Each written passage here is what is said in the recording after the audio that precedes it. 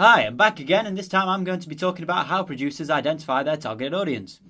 Identifying a target audience is important to producers because it enables them to think about what content to put in their film in order to appeal to the most suitable audience. This means it is unlikely, for example, that the next reboot of the Texas Chainsaw Massacre franchise is likely to feature a cameo appearance from My Little Pony's Rainbow Dash.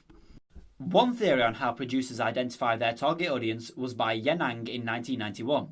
She proposed that media conglomerates create an image in their head of an ideal audience, going into specific details such as what they wear, eat, drink, etc. John Hartley also suggests this in 1987, when he said that invisible fictions of the audience which allow the institutions to get a sense of who they must enter relations with, meaning that the producers need to know their audience in order to target them effectively. I made this audience profile collage to represent the target audience for Avatar. This shows the median age of my audience is 22. It also shows they enjoy various magazines, games, high-budget science fiction films, fast food, and conventions. This audience profile also shows that my audience would be either settled suburbans or urban ventures, which are summaries created by the National Reader Survey or NRS. ABC1 is a demographic profiling system also created by the NRS, which determines an audience's spending power. My audience profile shows that my audience would fit into the BC 1C2 category, meaning my audience are typically middle class to skilled working class. This is my imaginary entity which shows my understanding of a specific member of the target audience.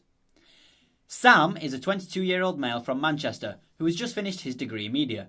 Sam is completely obsessed with film. When he's not marathoning the Star Wars or Middle-earth franchises with beer, buckets of fried chicken and his geekiest friends, he's creating his latest costume for next year's Comic-Con or travelling the stars in the latest Halo installment. He's often picked on by others, including members of his own family, because he does not have a girlfriend and LARP, or live-action role-playing, is allegedly not a grown-up thing to do at the local park on a Sunday morning. But Sam is a dedicated brother of the Ice Cream Watch, and if you don't believe there is any importance in his mission to the Slide of Doom, then you know nothing, Jon Snow. I think that the target audience's gender for my film is male. One reason for this is the protagonist, who is played by Sam Worthington. As he is a male, I feel this would make it easier for a male audience to relate to the character and therefore raise a male audience's appeal towards the film. The protagonist is a paraplegic and an alcoholic in the special edition, but he does not let any of his problems get in the way and is very courageous.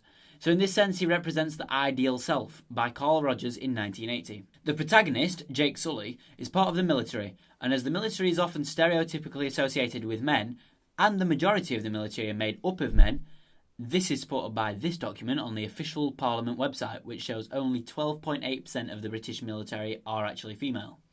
This also reinforces gender stereotypes due to the violence stereotypically associated with male dominance. The character of Dr. Grace Augustine is juxtaposed to this as she represents a highly empowered character in this story, which, as she is female, is a character who is more likely to appeal to a female audience. However, this character is played by Sigourney Weaver, who plays similar characters in various films which also have large male audiences, most notably the Alien franchise. In fact, Richard Dyer, 1972, said that a star is an image, not a real person that is constructed. This is known as a star persona, which leads to many characters being typecast. Sigourney Weaver has constructed her star persona so well that she is often nicknamed the Sci-Fi Queen. The BBFC gave Avatar a certificate of 12. However, I think that this film is aimed at a slightly older audience. I think this film is mainly aimed at people in their 20s and early 30s because of the film's content. Though the film is appropriate for a younger audience, I feel some of the themes and plot lines would be too complicated for a younger audience to understand, particularly the science behind the diegesis. Even my brain is still struggling to understand the Na'vi hair tentacles. Another reason I think the film is aimed at an older audience is because there are no children in the film. Therefore, I think it would be much easier for an older audience to be able to relate to the characters, particularly as many of the actors were in this age range at the time of filming. The film's director, James Cameron, had always planned on doing sequels to Avatar, and I think this is why the film aimed to have a 12 rating. This film is also aimed at settled suburbans who are likely to take their young children with them when going to see the film. This means that younger audience members grow with the films and become more eager to watch sequels in the future, as the film essentially becomes a part of their childhood. I also think that technology is a very important part of Avatar. An important thing about Avatar and a lot of other sci-fi and fantasy films is the fictional universes they create. And in more recent years, these universes are expanded because of the way fans are allowed to connect all over the world via the internet. Most people in the world have instant access to the internet in present day, but as this graph shows, they are typically young adults, so this is another way to reach out to that target audience. Members of this target audience are known as digital natives. This is again important because it shows how much this target audience will value the use of CGI within Avatar. This can also influence their hobbies so that they revolve around technology, meaning things like Avatar's official game are also very marketable to this audience. The NRS, or the National Reader Survey, just in case you've forgotten already, use the ABC1 demographic profiling system. This is the most common targeting profiler, and it is used to determine people's spending power and how much disposable income they have. This, like lifestyle, helps to determine how much money the audience can spend on the company's product, which is essential in turning a larger profit. I feel that my audience would fit into the B, C1 and C2 social grades in this profiling system. Also, as stated in my audience profile, this means that my audience are typically either middle class, lower middle class or skilled working class. This is mostly due to the fact that Avatar is an incredibly expensive film. According to Wikipedia, it had a budget of £237 million, and they spent £9 million just on the film's re-release. This means that producers are more likely to aim the product at people with more disposable income. The disposable income of this particular target audience is important because of their digital native lifestyle.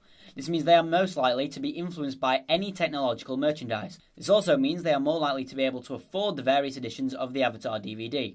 These include Blu-ray, 3D, Special Edition and Extended Edition.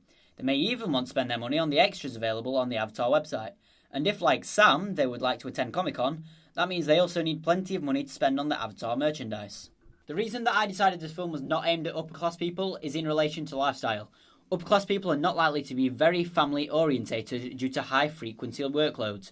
As mentioned previously, bringing children to see the film is essential to building an audience for the entire franchise and not just the singular film. Alternatively, and slightly ironically, if an adult is consuming a media company's products and paying for their children to also consume these products, then they would also need more disposable income than most, which is another reason why people in the D and E social grades would not be a suitable target audience.